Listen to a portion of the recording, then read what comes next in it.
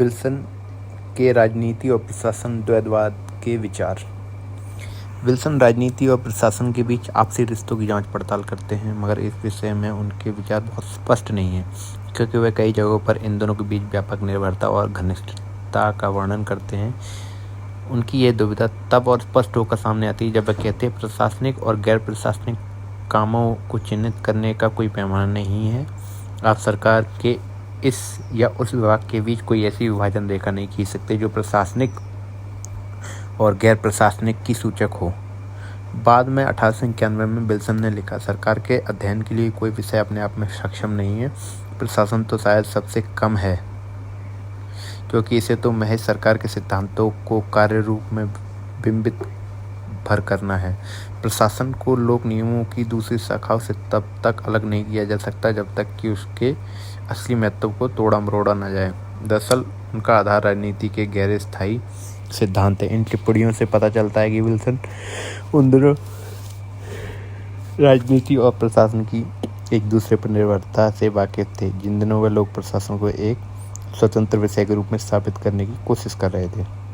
हालांकि कई दूसरी जगहों पर विल्सन ने तर्क दिया कि राजनीति और प्रशासन को दो अलग अलग चीज़ें हैं। साथ यहाँ वह महसूस करते हैं कि प्रशासन राजनीति के दायरे से बाहर की चीज़ है और प्रशासनिक सवाल राजनीतिक सवाल नहीं होते। वह आगे कहते हैं, राजनीति नेताओं का विशेष क्षेत्र है और प्रशासन तकनीकी अधिकारियों का। बाद में अपने लेख में विल्सन कहते हैं कि नौकरशाही का अस्तित्व सिर्फ वहीं हो सकता है जहाँ राज्य की सभी सेवाएं गतिविधियाँ लोगों के आम राजनीतिक जीवन से मुक्त हो। यहाँ तक कि इन सेवाओं को सुनिश्चित करने वाले कर्मचारी व अधिकारी भी लोगों के राजनीतिक जीवन में कोई रिश्ता न रखते हो। उनके उद्देश्य, उनके निर्मित अभिप्राय, उनकी नीतियाँ, साथ ही उनके मानक, ये सब के सब नौकरशाही वाले होने चाहिए। इस तरह विल्सन राजनीति और प्रशासन के बीच भेद कायम करते हैं। विल्सन की ये बातें विरोधाभासी हैं। इससे उनकी इस सुविधा का भी पता चलता है कि वह राजनीति और प्रशासन के बीच भेद कर पाने में असमंजस का शिकार थे। इससे इस क्षेत्र के बाद के विद्वानों को विल्सन के बारे में राजनीति और प्रशासन को लेकर अलग अलग तरह की राय बनाने का मौका मिला। उदाहरणतः मोसर कहते हैं, विल्सन ने राजनीति और प्रशासन के द्विभाजन पर सबसे शक्तिशाली वक्तव्य लिखा है, जबकि इसी मामले में रिक्स दूसरी तरह से सोचते हैं। वे कहते हैं, विल्सन के लिए न केवल राजनीति और प्रशासन एक दूसरे से संबंध है, बल्कि प्रशासनिक कार्यों को राजनीतिक साधनों द्वारा बनाई गई नीतियों के कार्यान्वयन के इतर देखना भी उसके लिए मुश्किल है। शायद यही वजह है कि इन बातों को लेकर विल्सन को कोई भ्रम नहीं था कि राजनीति शून्य में प्रशासन का विकास नहीं हो सकता। कुछ लेखक ऐसे भी हैं जो मानते हैं कि विल्सन के लिए प्रशासन का क्षेत्र व्यापार का क्षेत्र है, इसलिए वह राजनीति की जल्दबाजी और संघर्षों से दूर है।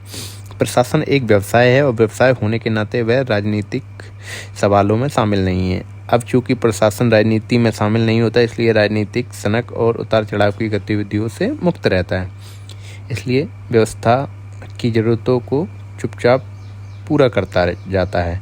इसी क्रम में विस्नर का तर्क है। विल्सन का मानना है कि लोक प्रशासन अपने चरित्र में निजी प्रशासन के जैसे होता है। यही उसका मूल तर्क था। विस्नर के लिए विल्सन के उस ऐतिहासिक लेख का महत्व इस मायने में है कि वह तर्क देकर स्थापित करते हैं कि लोक प्रशासन के अध्ययन को व्यावसायिक प्रशासन की मूल चिंताओं जैसे ही होना चाहिए, अर्थात उसे भी आर्थिक मूल्यों, कार्य कुशलता एवं प्रभावशीलता की चिंता करनी चाहिए। विल्सन ने लोक राय और लोक प्रशासन के बीच भी रिश्तों की पड़ताल की है। उनके लिए इस संदर्भ में मूल सवाल यह था कि लोक राय के किस हिस्से का प्रशासन परिचालन में इस्तेमाल किया जाए।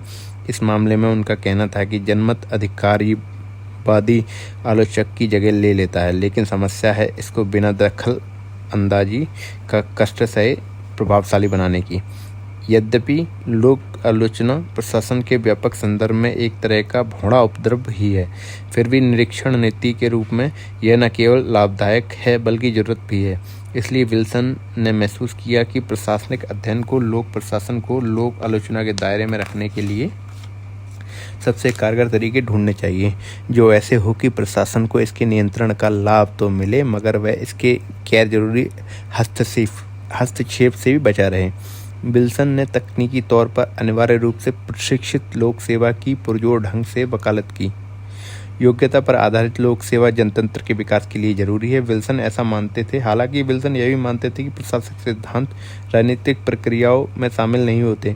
इसके बावजूद वह इस पक्ष में नहीं थे कि प्रशासकों को जनतांत्रिक नियंत्रण से बाहर रखा जाए और एक संभाव्यत नौकरशाही वर्ग विकसित हो जाए। उन्होंने महसूस किया कि उन दिनों अमेरिकी लोक सेवा में जो सुधार हो रहे थे वे व्यापक सुधार नहीं थे, बल्कि व्यापक सुधारों की शुरुआत मात्र थे, यानी जो भविष्य में होने वाला था उसकी तैयारी मात्र थे। यह सुधार, जिन सुधारों का उद्देश्य लोक सेवा को पक्षपात रहित बनाना था, उन्होंने ही प्रशासन को व्यवहारिक रास्ता दिखाया और एक तरह से प्रशासन को व्यवसाय में बदल दिया। राजनीतिक और वैचारिक आग्रहों से तटस्थ एवं कर्तव्यनिष्ठ व्यवसाय के रूप में विल्सन ने जोर देकर कहा कि सुधारों का इस्तेमाल नियुक्तियों के तरीके, प्रशासनिक कार्यकारी संगठनों एवं कार्यवाहियों के इस्तेमाल के तरीकों पर भी होना चाहिए। इस तरह विल्सन ने, जैसा कि हेनरी निकोलस महसूस करते हैं, लोक कर्तव्य के नैतिक अर्थ को लोक सेवा की पारंपरिक अवधारणा से इतर विस्तार देने में मदद की, वह भी लोक प्रशासन के संपूर्ण बौद्धिक परिप्रेक्ष्य में।